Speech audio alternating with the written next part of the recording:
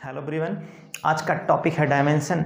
Dear student, सबसे पहले मैं आपको बताना चाहता हूँ कि डायमेंशन का ऑलरेडी वीडियो बना हुआ है और मैंने बहुत सारे कंसेप्ट वहाँ पर डिस्कस किए हैं। आप उसको वॉच करिए, अपने कंसेप्ट को परफेक्ट बनाइए।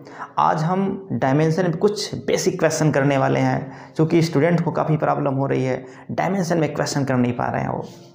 तो आज हम बेसिक क्वेश्चन से बात करेंगे और कुछ अच्छे भी क्वेश्चन करेंगे। बहुत छोटा वीडियो होगा लेकिन प्योर कॉन्सेप्चुअल होगा।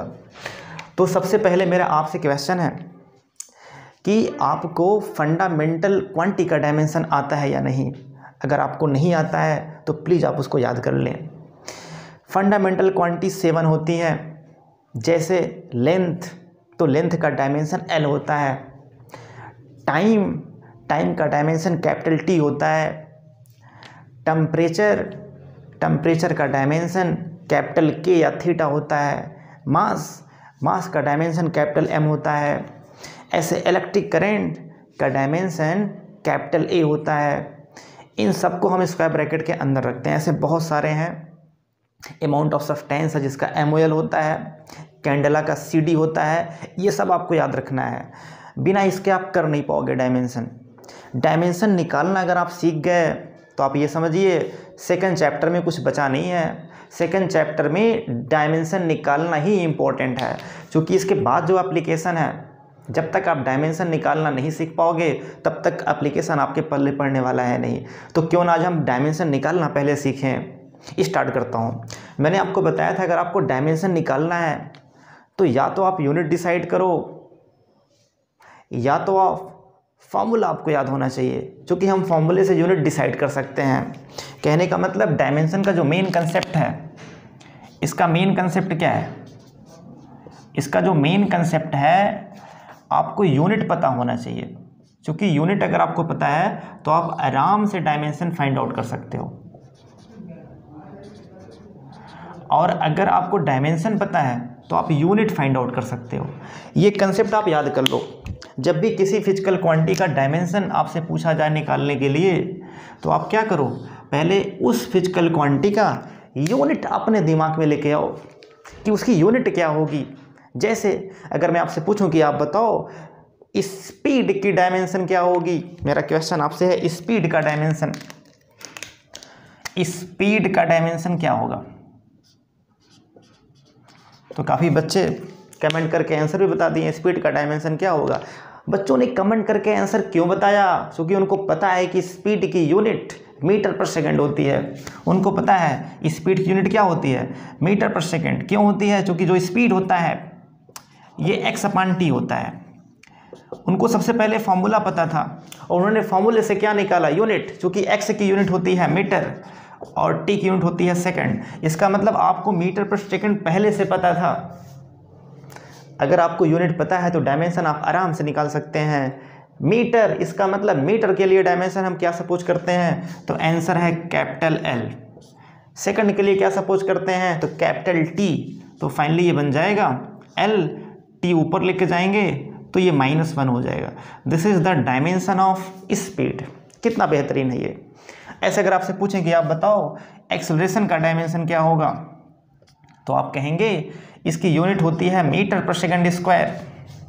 आई होप आपने पढ़ा होगा क्लास 10th में। डियर स्टूडेंट, हम आज सिर्फ उसी क्वांटिटी का डायमेंशन निकालेंगे जिसके बारे में आपको नॉलेज है। हम ऐसी बिल्कुल क्वांटिटी की बात नहीं करेंगे जिसको आप नहीं जानते हैं, क्योंकि उससे सिर्फ कन्फ्यूजन ही क्रिएट होगा। और आपको बिल्कुल टेंशन नहीं लेना है, आप सिर्फ उसी क्वांटिटी का डायमेंशन निकालें जिसके बारे में आपको नॉलेज है। उस क्वांटिटी का बिल्कुल डायमेंशन न निकालें जिसके बारे में आप जानते नहीं हैं। समय आएगा आप जानते जाएंगे कंसेप्ट को और डायमेंशन निकालते जाएंगे। अब मीटर के लिए क्या हो जाएगा, तो आप कहेंगे L। सेकंड के लिए क्या होगा, T²। इसको सॉल्व करेंगे LT⁻²। ये सब आपको याद होना चाहिए, ये सब आपको निकालना नहीं है, ये सब आपको रटा होना चाहिए। कैसे रटा होना चाहिए, ये चीज़ आपको अगर पता है तो आप आराम से निकाल सकते हैं LT⁻²। अगर आपको ये पता है तो आप इसको आराम से निकाल सकते हैं। इस तरीके से आपको याद होना चाहिए।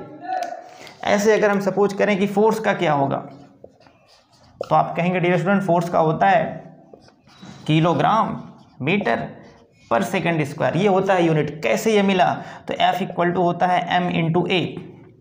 F equal to m into A. M है मास किलोग्राम और ए ऊपर लिखा गया है मीटर पर सेकंड स्क्वायर। इसका मतलब अगर हम इसके डायमेंशन की बात करें तो किलोग्राम के लिए डायमेंशन होता है m और मीटर के लिए होता है l, सेकंड के लिए होता है t स्क्वायर। इसको सॉल्व करेंगे तो mL/-2। Dear student, speed velocity की डायमेंशन सेम होती है। स्पीड, एक्सेलरेशन, फोर्स, ये आपको रटा होना चाहिए। इसमें इफ और बट नहीं होना चाहिए। ये आपको बिल्कुल आपके जबान पे होनी चाहिए। क्यों आप जबान पे रखेंगे अभी आप समझ जाओगे। अगर हम बात करें वर्क की तो वर्क होता है भैया kilogram metre square second square. क्यों? क्योंकि वर्क होता है फोर्स मल्टीप्लाई डिस्प्लेसमेंट। तो अगर हम इसके डायमेंशन की बात करें तो आप कहेंगे mL²T⁻²। ऊपर लेके जाएंगे तो mL²T⁻−2। ये भी आपको रटा होना चाहिए। अगर आपको ये डायमेंशन पता है, इतने अगर आपको डायमेंशन पता है तो आगे आपको किसी भी क्वांटिटी का डायमेंशन निकालने में बिल्कुल 1% का भी प्रॉब्लम नहीं होगा। आपको सिर्फ इतने डायमेंशन याद रखने हैं बस। कैसे याद रखनी है? रटना बिल्कुल नहीं है। आपको सिर्फ याद रखना है यूनिट, और यूनिट के लिए आपको क्या याद होना चाहिए? तो आंसर है फॉर्मूला। अगर आपको फॉर्मूला पता है, बेसिक फॉर्मूला अगर आपको पता है तो आप आराम से यहाँ तक पहुँच सकते हैं। तो डियर स्टूडेंट, आपको रटना नहीं है, आपको यहाँ से यहाँ पहुँचना है। इस फॉर्मूले से जो ए की वैल्यू होती है V/T, आपको इस फॉर्मूले से यहाँ तक पहुँचना है। इस फॉर्मूले से यहाँ तक पहुँचना है। ऐसे F इक्वल टू m में इस फॉर्मूले से आपको यहाँ तक पहुँचना है। अगर आपने इतना सीख लिया तो डायमेंशन आपको बिल्कुल आसान लगेगा और आपको मज़ा भी आएगा करने में। अब मैं स्टार्ट करता हूँ। सबसे पहले मैं ऐसी क्वांटिटी का डायमेंशन निकालने चल रहा हूँ जिसके बारे में आपको नॉलेज पता है, जिसके बारे में आप जानते हैं। जैसे अगर मैं आपसे पूछूं कि आपने क्लास 10th में करंट इलेक्ट्रिसिटी में पढ़ा हुआ है चार्ज, आपने चार्ज पढ़ा हुआ है। अगर आपसे पूछें कि आप बताओ चार्ज का डायमेंशन फार्मूला क्या होगा, अगर आपसे पूछें कि आप बताओ चार्ज जिसको हम बोलते हैं Q, और अगर इसका डायमेंशन फार्मूला पूछ रहा है, इसका मतलब इसको स्क्वायर ब्रैकेट में लिखा गया है। डायमेंशन फार्मूला का मतलब होता है स्क्वायर ब्रैकेट। ये स्क्वायर ब्रैकेट में मतलब हम क्या लिखते हैं? तो आंसर है फंडामेंटल क्वांटिटी लिखते हैं। और फंडामेंटल क्वांटिटी की जो पावर होती है दैट इज कॉल्ड डायमेंशन। और अगर आपने उस फंडामेंटल क्वांटिटी को स्क्वायर ब्रैकेट के अंदर कर दिया तो that is called dimension formula. अब यहाँ पे चार्ज के लिए क्या होगा, चार्ज का डायमेंशन फार्मूला क्या होगा?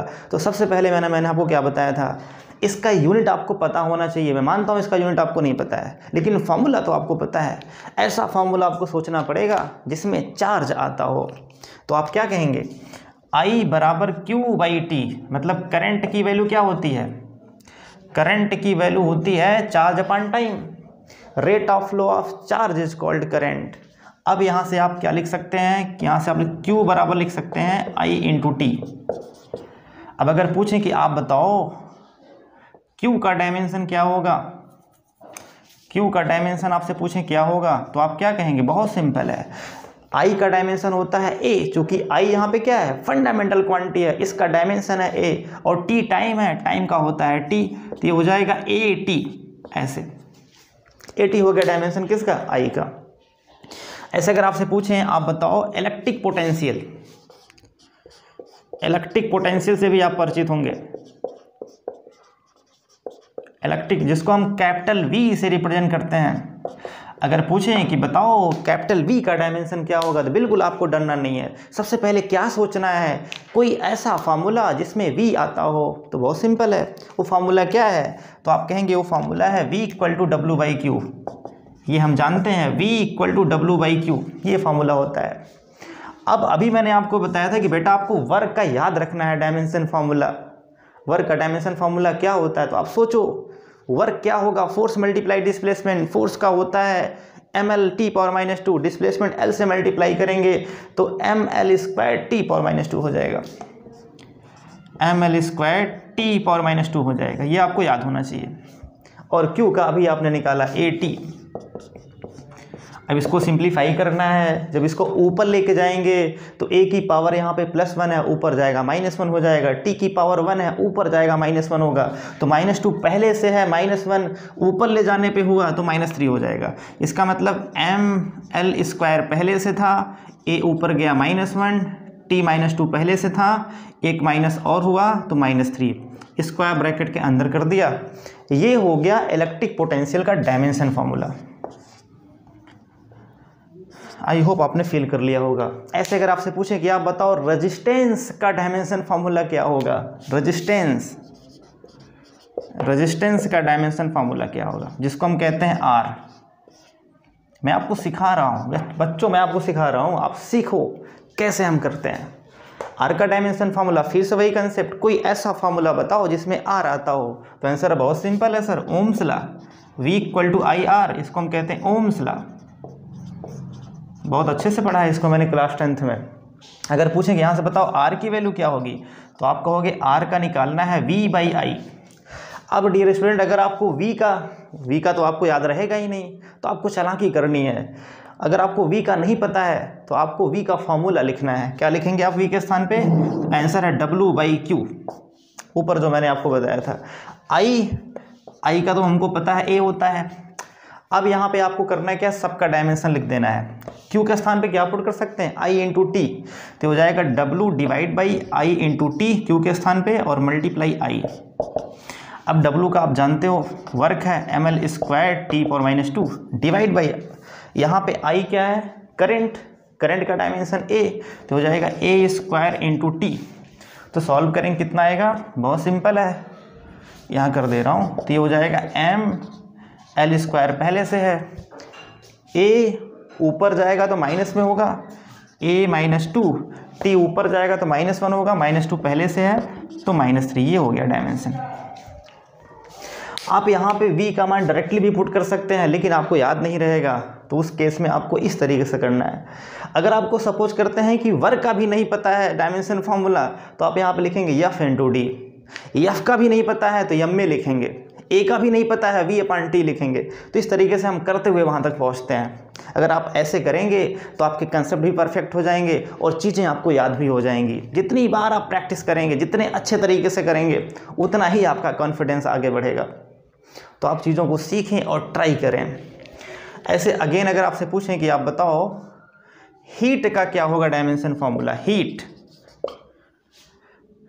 जिसको हम कहते हैं H, तो मैं आपको पहले बता दे रहा हूँ हीट का जो डायमेंशन फार्मूला होगा, ये डियर स्टूडेंट ml² T⁻² होगा। अब आप कहेंगे सर आपने ऐसे कैसे बोल दिया कि ये डायमेंशन फार्मूला कैसे होगा। तो डियर स्टूडेंट, आपने क्या पढ़ा हुआ है, जो हीट का फार्मूला आपने पढ़ा हुआ है क्लास 10th में, I² पढ़ा हुआ है, I² पढ़ा हुआ है। अब यहाँ पे सपोज करते हैं कि आपको यहाँ पे R का डायमेंशन नहीं पता है, तो R के स्थान पे क्या लिखेंगे, V/I और मल्टीप्लाई T। अब आप मुझे ये बताओ, R के स्थान पे V/I हो गया, और इस V के स्थान पे क्या पुट कर सकते हैं, तो आंसर है W/Q। सपोज करते हैं आपको V का भी नहीं पता है, तो आप लिखेंगे एक I यहाँ से कैंसिल हो जाएगा, तो बचेगा I और V के स्थान पे W/Q × T। आप बताओ Q के स्थान पे क्या पुट कर सकते हैं, I × T, तो ये फॉर्मूला बन जाएगा I × W, सही कर रहा हूँ, मल्टीप्लाई T, और इस Q के स्थान पे I × T। अब देखो T से T कट गया, I से I कट गया, W आया, और W को क्या लिखते हैं, ml² T⁻²। इस तरीके से हम आराम से कह सकते हैं कि जो हीट है, उस हीट का डायमेंशन फार्मूला बिल्कुल वर्क के बराबर होता है। मतलब हीट एनर्जी है और एनर्जी का डायमेंशन फार्मूला वर्क के इक्विवेलेंट होता है। ये इसलिए मैंने यहाँ पे लिखा था ये रिजल्ट। आई होप आपने फील कर लिया होगा कि हम कैसे डायमेंशन निकालते हैं। ऐसे डियर स्टूडेंट, अगर आपसे पूछें आप बताओ कैपेसिटेंस का डायमेंशन फार्मूला क्या होगा। कैपेसिटेंस, ये थोड़ा सा आपके लिए हल्का सा नया है, लेकिन आप देख लो समझ जाओगे। कैपेसिटेंस के बारे में आपको मिलेगा क्लास 12th में मिलेगा आपको कैपेसिटेंस क्या होता है। एक फार्मूला होता, मैं आपको बता रहा हूँ, Q = CV। जैसे V = IR होता है, वैसे Q = CV होता है, ये आपको याद रखना है। अब अगर हम यहाँ C पूछें तो आप कहेंगे Q/V। यहाँ जो C है इसी को हम कहते हैं कैपेसिटेंस। अब आप आराम से निकाल सकते हैं C का डायमेंशन फॉर्मूला। कैसे निकालेंगे? देखो, C बराबर Q/V, V का स्थान पे क्या पुट करेंगे? W/Q, W/Q। तो ये पलट जाएगा भाई, ऊपर जाएगा Q² हो जाएगा, Q² डिवाइड बाई W हो जाएगा। बोलो राइट है?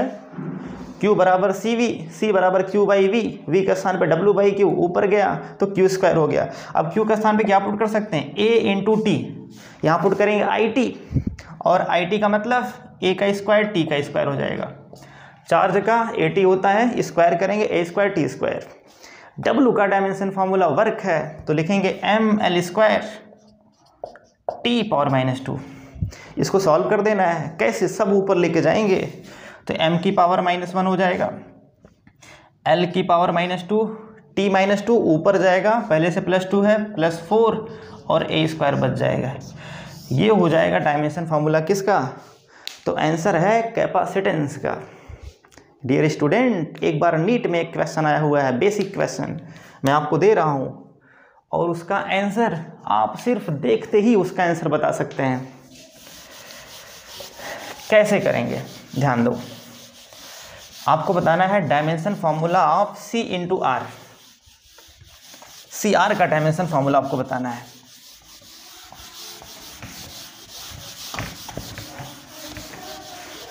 आपको बताना है dimension formula of CR। CR का डायमेंशन फार्मूला बताना है। यहाँ पे C क्या है तो आंसर है कैपेसिटेंस, R क्या है तो आंसर है रेजिस्टेंस। CR का बताना है। कैसे आप बताएंगे? सोच के बताओ। तो डियर स्टूडेंट, एक तरीका तो ये है कि आप पहले C का निकालो, फिर R का निकालो, उसके बाद मल्टीप्लाई करके आंसर निकालो। तो बिल्कुल आपको ये काम नहीं करना है, आपको ये काम नहीं करना। अगर आप ये काम करेंगे आपका बहुत टाइम लॉस होगा। मैं बता रहा हूँ कि CR का डायमेंशन कैसे निकालेंगे, ध्यान दो। अब आपको करना क्या है, C के स्थान पे क्या पुट करना है? अभी मैंने आपको बोला था Q बराबर CV होता है, तो यहाँ C बराबर क्या मिलेगा? Q/V। क्लियर? बिल्कुल। अच्छा, R के स्थान पे क्या लिख सकते हैं? V = IR, तो R के स्थान पे क्या लिख सकते हैं? V/I। तो आपने दो फॉर्मूले बनाए और दोनों में पोटेंशियल है, तो चेक करते हैं। C का स्थान पे क्या हो जाएगा? आप कहेंगे Q/V, और R के स्थान पे V/I, तो इसे भी गया कैंसिल।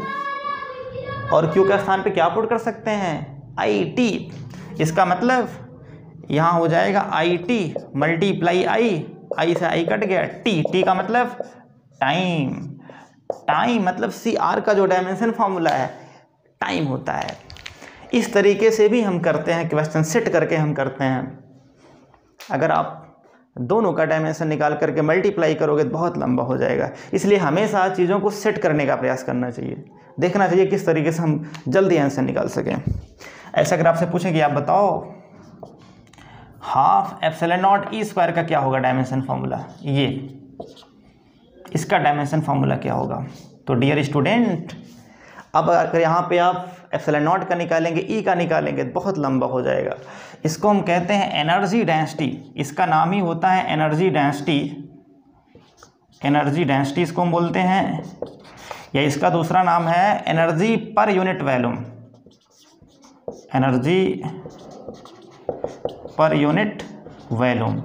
अब आपको करना क्या है, कैसे निकालेंगे डायमेंशन? बहुत सिंपल है। इसका मतलब इसको हम लिख सकते हैं, इसका मतलब क्या है? ये है एनर्जी बटे वॉल्यूम।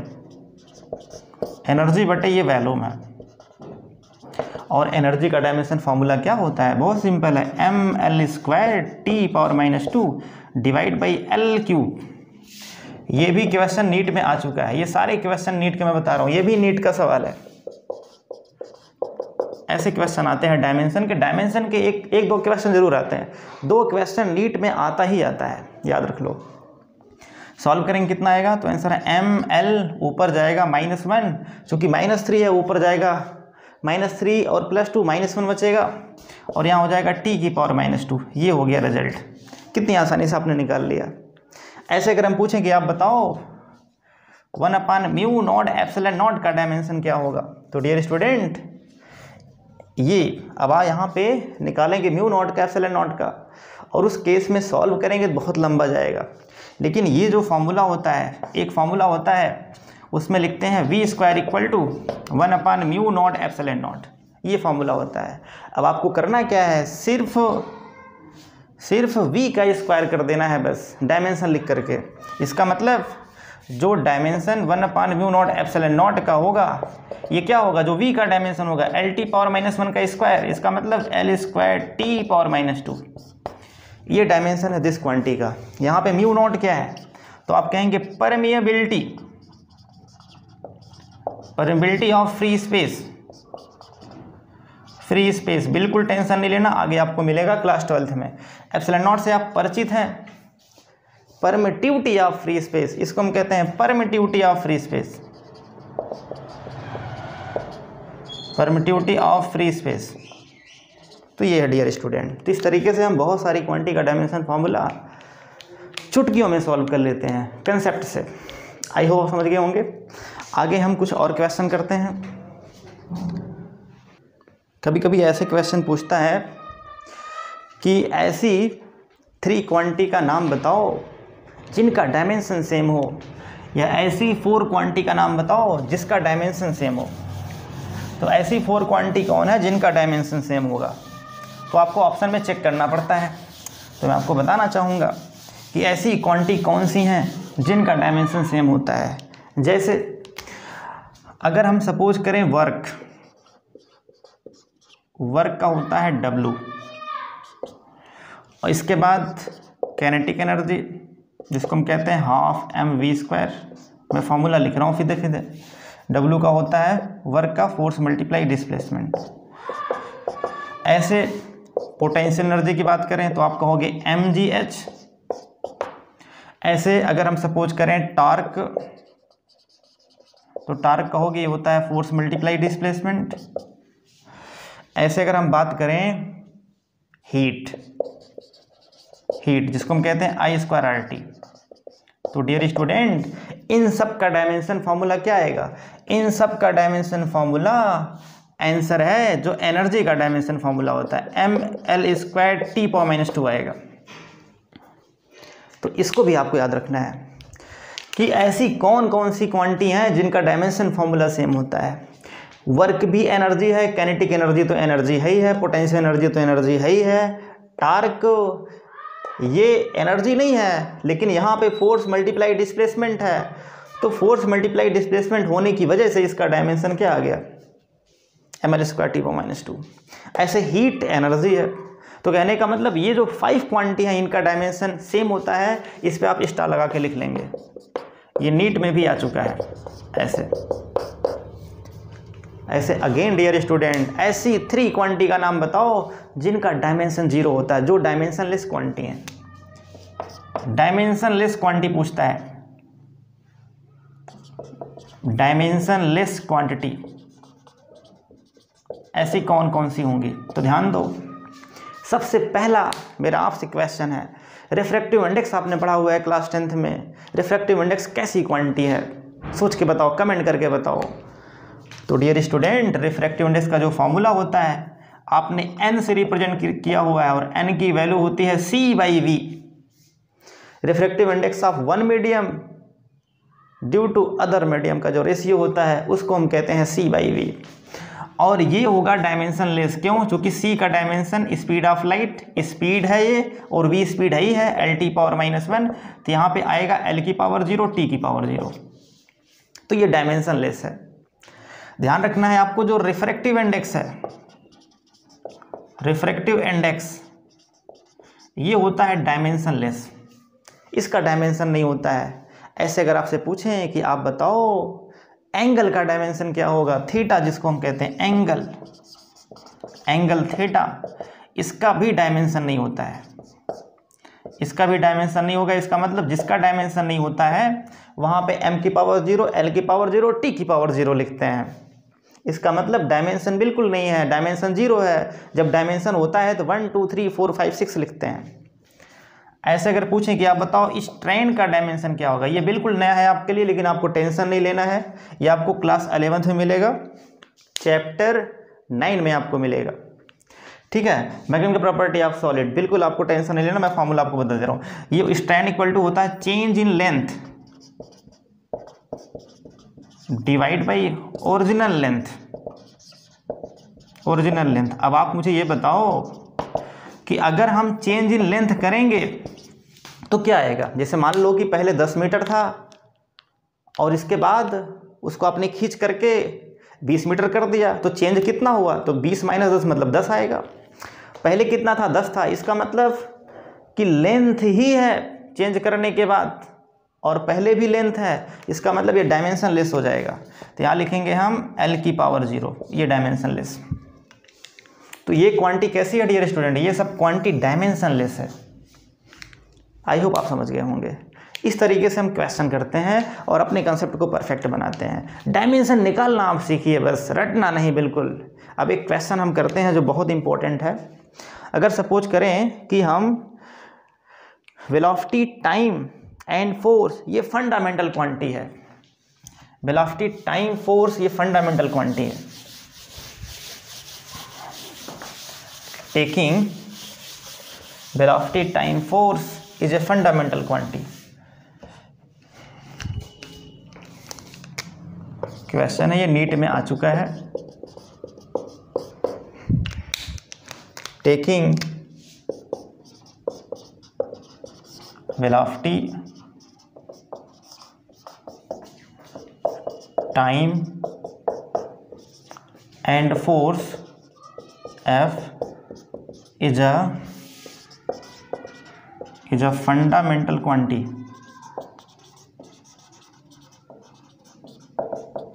तो आपको क्या बताना है, आपको बताना है कि फाइंड डायमेंशन ऑफ मास।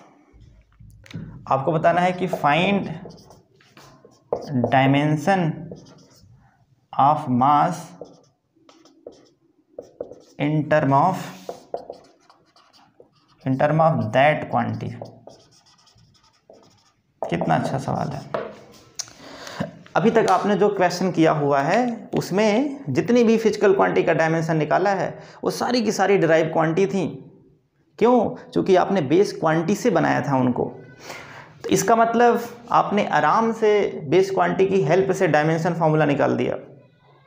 लेकिन यहाँ पे ध्यान दो, यहाँ पे बेस क्वांटिटी क्या मान रखा है क्वेश्चन में, वेलोसिटी, टाइम और फोर्स। इसका मतलब अब आपको जो डायमेंशन निकालना है वो इसके टर्म में निकालना है।